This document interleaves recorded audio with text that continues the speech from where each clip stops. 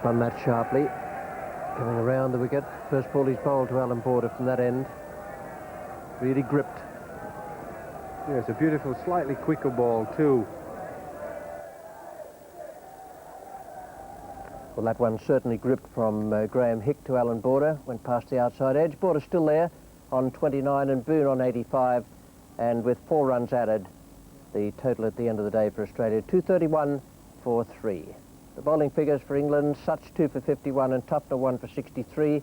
The rest, well, they didn't get past the outside edge too much. And the state of play at the close of the third day, Australia 289 all out and 231 for 3. England 210 all out. Australia 310 runs ahead with 2 days to go. He's bowling the second ball of the morning, and facing him is the Australian captain, Alan Border. Now then.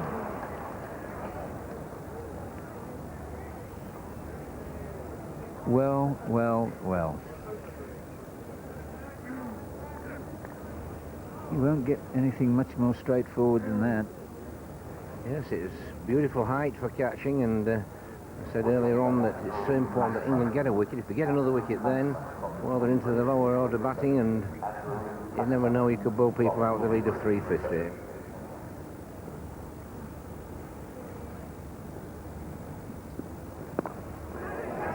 Well, it wasn't costly in the end. No sort of shot at all from Alan Border, and that's Andrew Caddick's first Test wicket.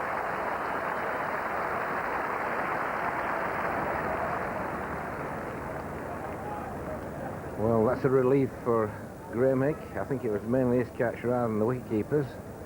Hasn't been costly. Just the odd run. And nearly Caddick looking to do Border a bit on pace here. Short, and just in his own half, looking to play the pull shot. He wasn't quick enough onto it, it was high up the bat. A really very comfortable catch for a nice caught and bowl. And that'll give that young man some confidence, and if he could bowl well, he is a good bowler, there's no doubt about it. He has spells when he suddenly gets 5 and 6 wickets, and well, Graham Gooch should be hoping he could do that this morning.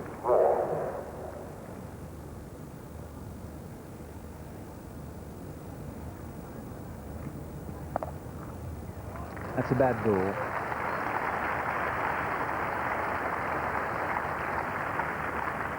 David Boone's a good all-round batsman, but if he has a favourite shot, it's that one. Yes, he just played this shot absolutely beautiful. I mean, he just goes onto the back foot, perfectly still with the head, and just clubs it away. Plays it absolutely superb. Steve Waugh now. Oh, just look at this for the bounce. I would have thought this might happen with a new ball.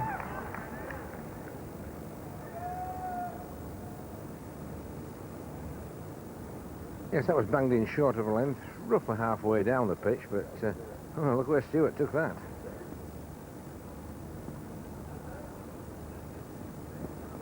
Oh, he's got him in trouble.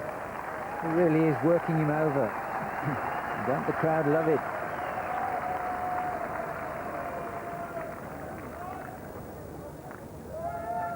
Oh, it's a very hostile piece of bowling, is this? I don't think Steve Waugh's ever really fancied the short stuff too much, and well, Andrew Caddick's certainly trying him out with the short of a length. Not bouncers. The ability to get the ball up there from halfway down, and that's good bowling. Dear me. Pressure off.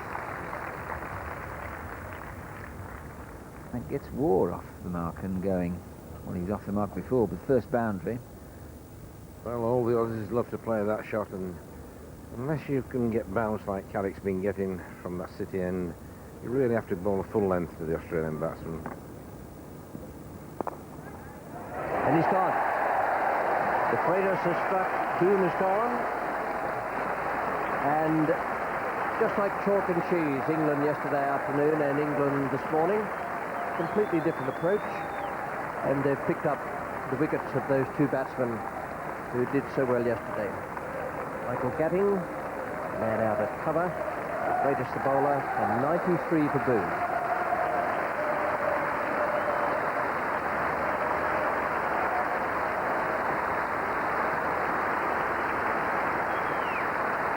Well, it's a lovely innings by David Boone, but it's a funny old game when you play so well one day, and then next day you hit it straight at cover. Driving on the up a little bit. Ian Healy is the new batsman. As suddenly the whole face of the game has changed.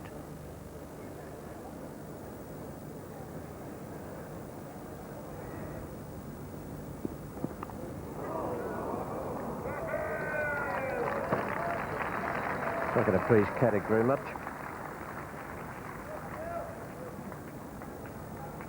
Well, it was the right idea to let him have a short ball, I'm sure, but it's too much on the offside, you see. Allows Ian Healy to sort of slice it away over what would have been about third or fourth slip.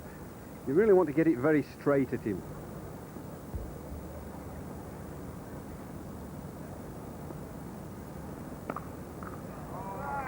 Well, that's loose.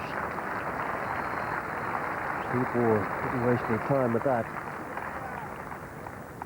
Even though it wasn't a good delivery, it was still perfectly placed and hit with tremendous power off the back foot. Well, this is a gift delivery, not only a gift delivery for four, but it certainly doesn't give Robin Smith confidence, feeling it silly point on the offside.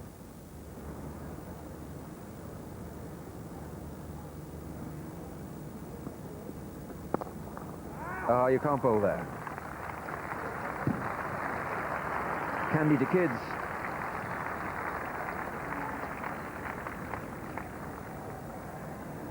Yes, Chris Lewis has been quite wayward this match. He's had no real control, and you can see that's a half volley going down the leg side, and that's where every batsman likes it. Ian Healy is the batsman, Chris Lewis bowling.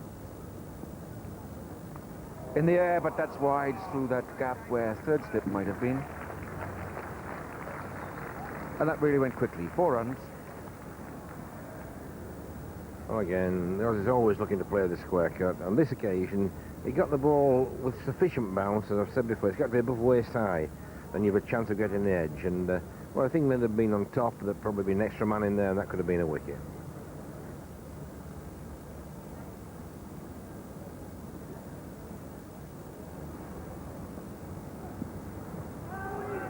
A big shout there. Well, that would have to have straightened quite a bit. It's a little optimistic. Ian Healy loves to sweep and cut. Well, it did straighten, but Healy a long way down the track there.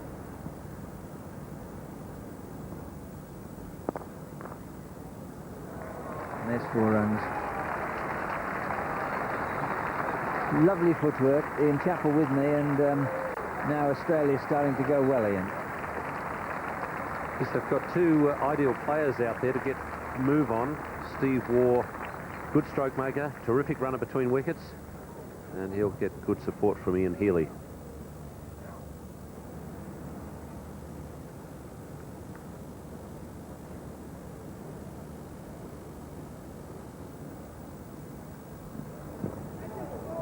That was bat onto that from pad. It sounded as though it was pad first.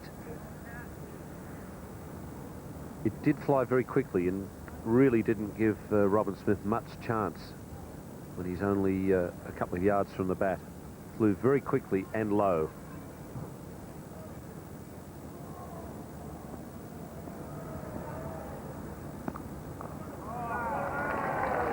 And there's more, the quickest man in the sides after it, but no impact. Takes the score to 317 and the lead to 396.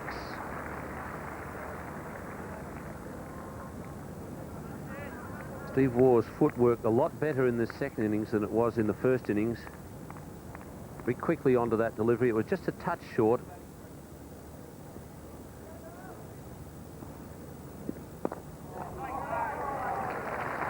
You're bowling over the wicket and you give a batsman that sort of room, then you've got a problem, and that's 50 and a very good one. This is the great value of Steve Waugh in the Australian side, batting at number 6. If the other batsmen can get Australia into a good position, Steve Waugh can really capitalise on it by scoring quickly. 4 more runs added to take the Australians along to 345 for 5 at lunch on this 4th day. Steve Waugh 53, Ian Healy 44. A very strong position for them. They're 424 ahead at the moment. And the bowling figures for England: Caddick 1 for 56, bowled extremely well this morning. Plenty of fire there. De Freitas 1 for 52, Such 2 for 78, and Philip Tufnell 1 for 80. We join play now in the 3rd over after lunch. 8 runs have already been added. Caddick is the bowler and Healy is taking straight. Slow ball, and Healy picked it very quickly. 50 for Ian Healy. Good knock. Thoroughly well played. Just reward, a good hand from the crowd.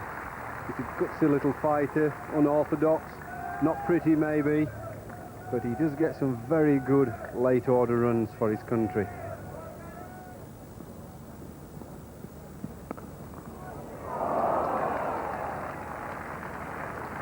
It's the first time he's pulled that one out of his repertoire.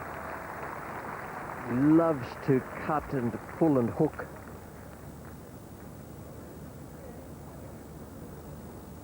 Well, it was a good shot. Good attempt by Robin Smith. A square leg. But everything going for Australia at the moment.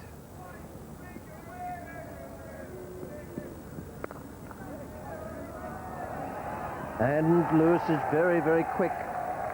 But even so, they've played it to the fastest man in the field, and they've still got through. That's good cricket.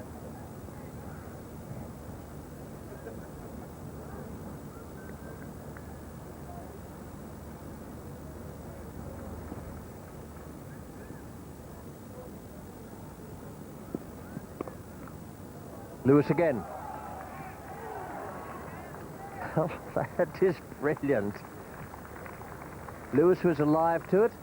He came racing in. He gets a grin from Atherton, who's also been done by this pair between the wickets.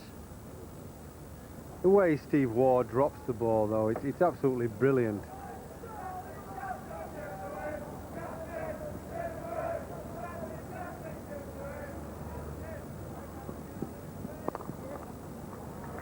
Good stroke. Chase for Gooch.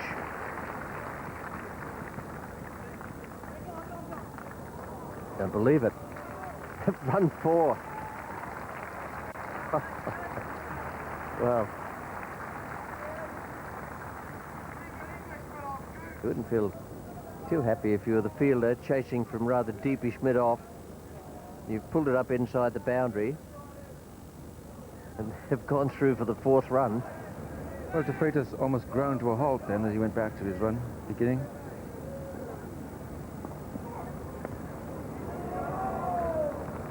Right between them. Absolutely, that's the way the game is going.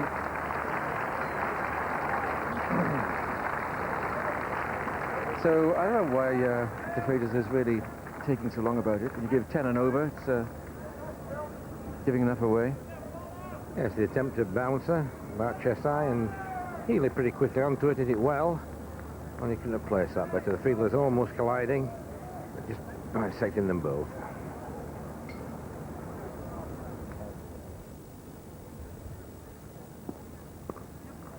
That's his shot, one of them.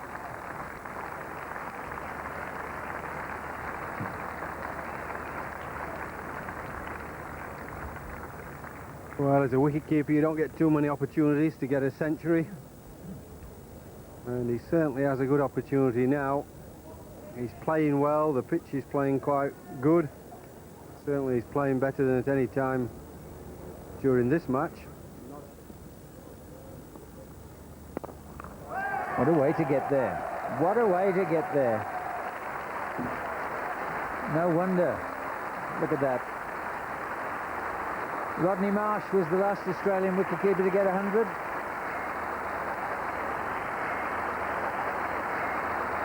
Proud moment for him. And a wonderful innings, Jeff. Oh, top-class performance. 2 wickets went quickly and cheaply this morning. There was just a possibility that England might have run through the Australian tail, and but Australia wouldn't have got the big total they wanted. But this man came in, and together with Steve Waugh, he changed the course of the declaration. We think it'll be within the next 10 minutes. Bobby Simpson with him. In fact, it might even be now.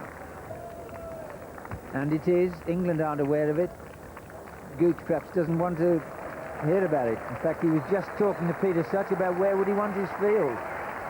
And that gives a victory target of 5-1-2, which, as near as you can ever get anything academic in cricket, that certainly is for England. That's a wonderful innings. And Steve Waugh pushing him forward. Waugh's also played his part with a very stylish 78. But that's a top draw effort from Ian Healy. 4:32 for 5 at the declaration, with Ian Healy 102 not out and Steve Waugh 78. A great partnership between those two, not least because of the splendid running between the wickets, and Border and Boone out earlier in the day. The bowling figures for England, nothing to write home about there, but Such and Tufnell did most of the work again today. I thought Caddick bowled a very good early spell, finished up with 1 for 79 in 20 overs, and De Freitas also had a wicket. And the match situation, when England took strike for the second time in this game, they needed 512 runs to win. We join play now in the third over of their innings. It's 7 for no wicket. McDermott is the bowler, and Gooch is taking strike. He's still slanting away on the leg side there, and it's costly.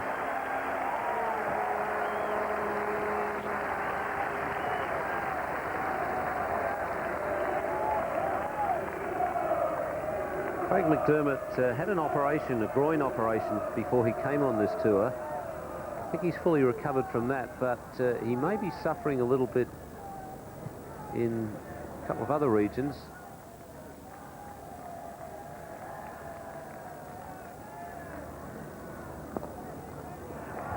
Very good stroke. Hard volley on leg stump. So both bowlers have strayed down the leg side and made life easier for the two batsmen. You see there that Gooch is in a very positive frame of mind about his batting, which is a good way to approach a big target. But the problems might come for Graham Gooch when Shane Warne is brought into the attack. Safe. An involuntary stroke. I don't think there was too much, it was deliberate about it. In the end, he guided it nicely. Banged in short and got big on Gooch. I don't think he quite expected getting so high, and difficult to say how much he played that and how much he left it alone at the finish. I think he was just trying to leave it alone at the finish, actually, and it hit the bat. That's a good start for England, 27 for no wicket, with Gooch doing the bulk of the scoring, 20 not out, and Atherton on 5. We join it after tea. It's the second ball of the first over. Hughes is the bowler, and Atherton is on strike.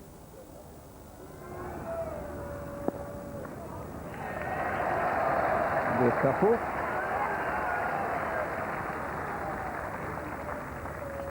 I think Ian Chappell made a point, which I think was very valid, about Mike Atherton, that since seeing him in Australia when he was playing well, that he does feel that sometimes he just forgets to make runs. And he can play shots, and it's not just about occupying the crease, although that is very important for England in this second innings. Like that. Well, his memory's back. Yes, that'll do him the world of good. And I say, you play better playing normal cricket, scoring runs, if you're just trying to occupy the crease. That's a good shot. He got onto the back foot, cracked that away just behind square. That used to be one of his best shots. We haven't seen him play too many of late, and yeah, I'll feel better for that.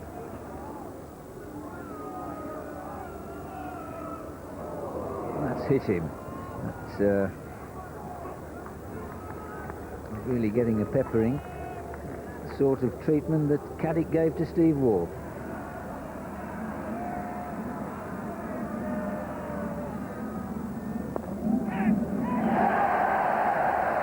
There was a shout of catch, so it was in the air for a while, but wide. And certainly firmly hit.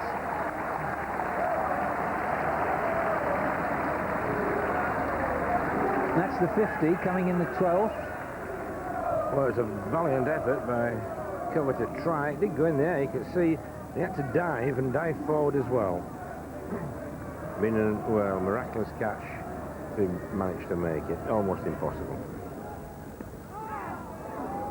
And that's exactly the sort of area that he's aiming for.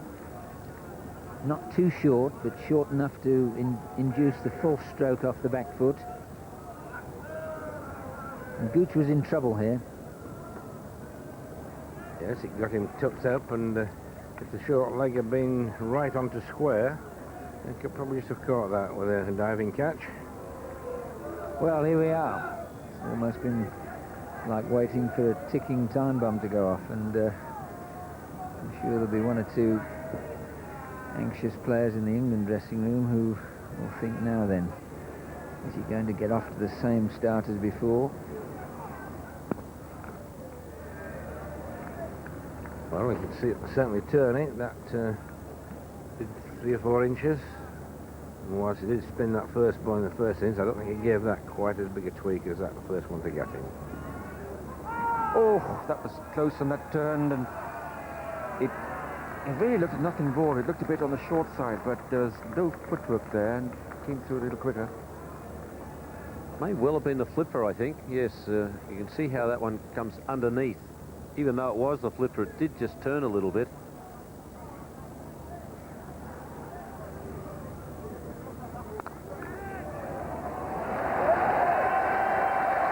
Well, that flashed away. It's very difficult to see whether it was a misfield or not, right? It went across that rough area, just square with the wicket on the offside, some old creases there. I think Slater decided to try and dive to take the catch. There were screams of catch it. And Slater decided to make every effort to catch it.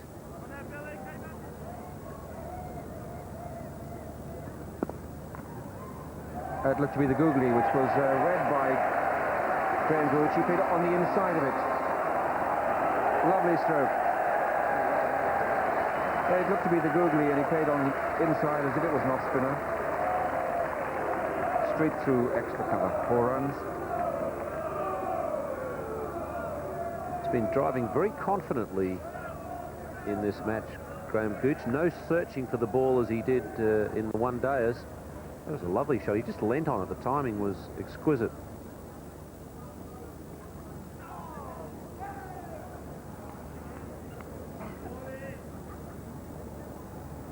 So I think that's the sort of delivery that got Mike Gatting. Perhaps that one pitched a touch wider than the one that spun back and got Gatting. Australia now pressing for this first wicket.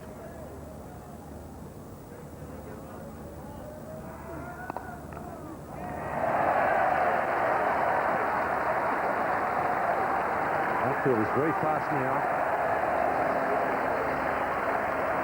Atherton preferring to play that ball square rather than through the covers. Hit it just behind point. Gooch, as on the onside, he prefers to play in front of the wicket. Atherton there just opening the blade so the ball goes square.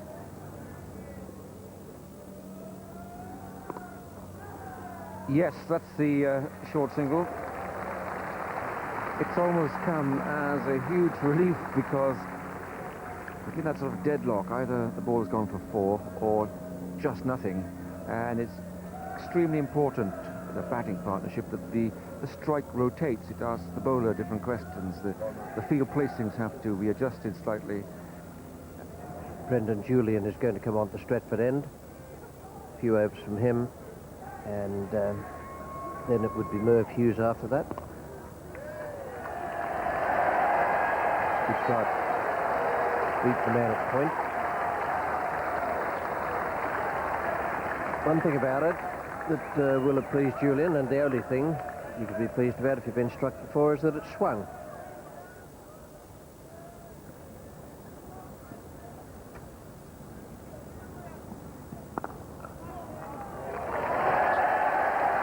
Two beautiful strokes this over from Gooch. They're both pretty much in the slot, but wonderfully well played.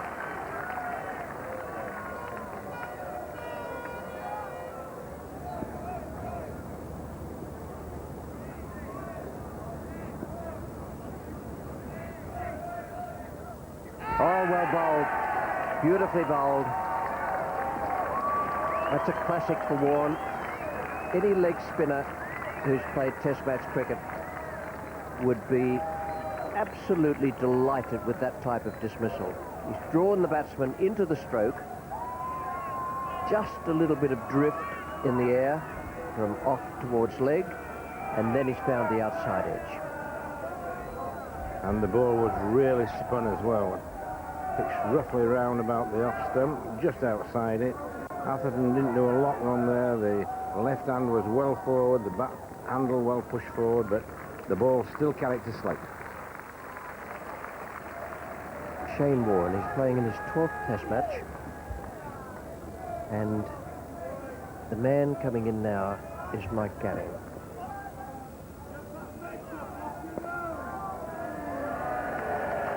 A good over. 73 for 1 now.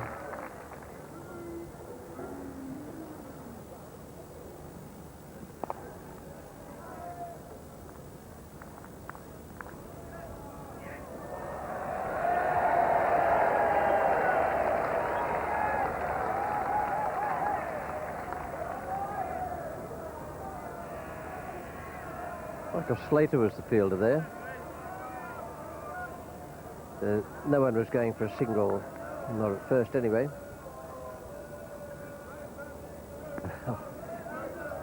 He's not going to be well pleased. I can bet you that Healy wasn't either.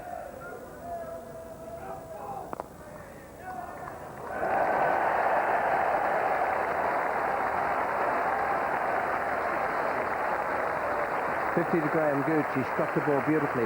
Looks confident. Very important innings. Second time at bat for England.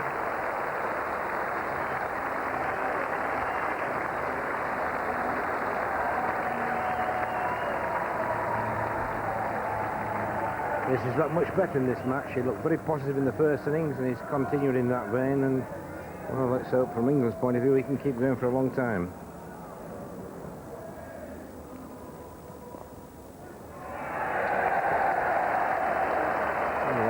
Nice and fast today, so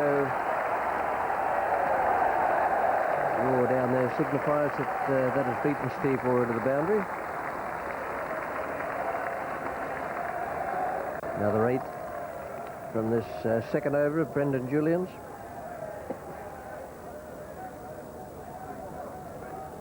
.65 and 55 for Gooch. Only one of them went on to make it a century. 62 and 154 for Ranji in 1896. Four for Garing. Mike Garing has had plenty of experience against leg spin. He came out to Australia and played with the Balmain club in Sydney for several seasons. And there's a leg spinner in every grade club in Sydney. This is the point that I made about Gatting. He hits the ball very square on the offside. That open face bat, rather than towed in. Everything hits goes square on the offside.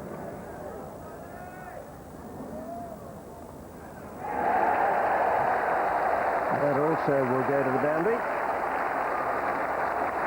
There's 16 runs have come from 4 balls from Julian and Shane Warne. 8 of them to Gooch and 8 to Garing.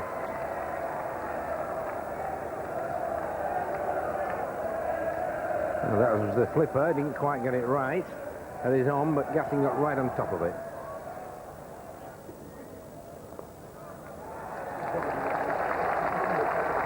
He's beaten the offside field. The outfield is fast. It'll beat border as well. That's another good stroke from Gooch. Very important for England to try to get on top of Warne. Yes, this is the kind of delivery that the batsman will be looking to score off. The short one, with enough time to adjust and play the shot. Oh, my goodness. He can't believe it.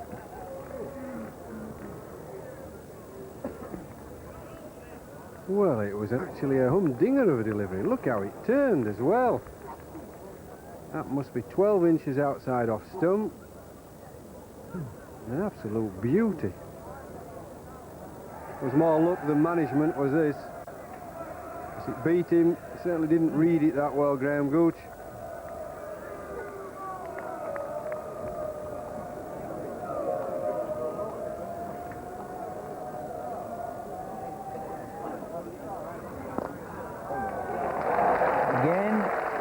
That's a fine shot from Gooch, because sometimes when his footwork's not right, he gets the front leg too far over and plays round it. But that one was perfect.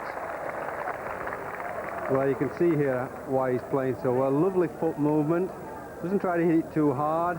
Shows the full face of the bat and just clipped it firmly. Lovely stride and head right over the front knee. Remarkable boundary count for Graham Gooch. 15 for 60 runs out of those 74 he hasn't had to run for.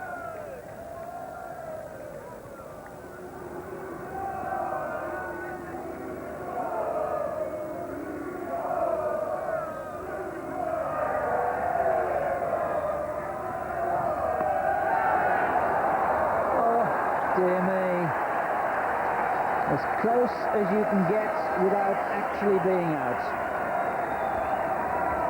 Well, it's probably the first time in the match the catch hasn't gone for Australia. Played this poorly, did Mike Gatting. He got confused as whether to block it or to leave it. In the end, it just pised up, look, off the bat and was nearly caught by the diving silly mid-off. And this time, Gatting having none of it. Try it again with a short one, and that's what happens. Well, it's great stuff. This is really Test cricket at its best.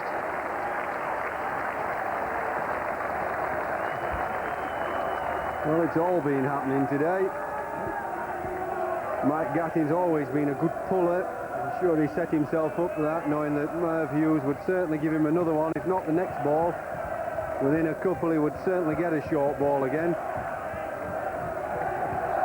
That brought up the 50 partnership. Knew that was coming. That 50 partnership came off 67 balls. And the crowd love little personal battles like this, and that's what it's become. Gatting was nearly bounced out. He knew that he was going to be worked over, and that's his answer.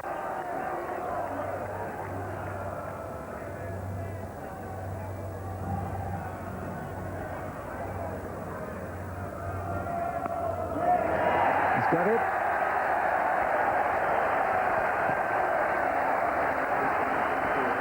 Well, money for old rope, isn't it? Short, outside stump, just sat up and said, hit me. And Graham Gooch in this form has whacked it.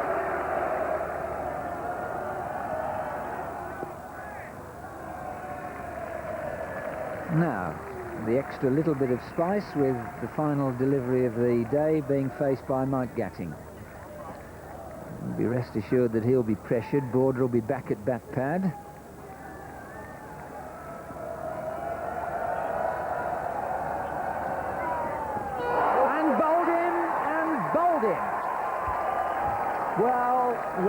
Well, we painted a picture about Hughes and Gatting.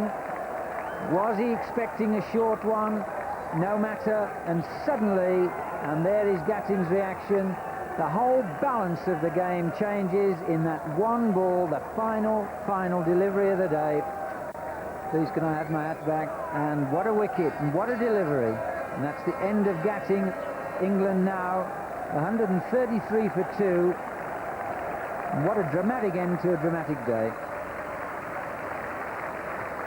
Well, it's a superb piece of thoughtful bowling. There's been that little byplay of the short balls by Merv Hughes, and I'm sure it was on Mike Gatting's mind, probably thinking to himself, shall I pull it or just get out of the way if it's short? He never quite got forward. The feet never really moved. I think he might have been expecting a short ball that he'd try and just get out of the way of, because it was the last ball of the day. But well thought out, Merv Hughes, beautifully bowled. And it just ends a splendid cricket day.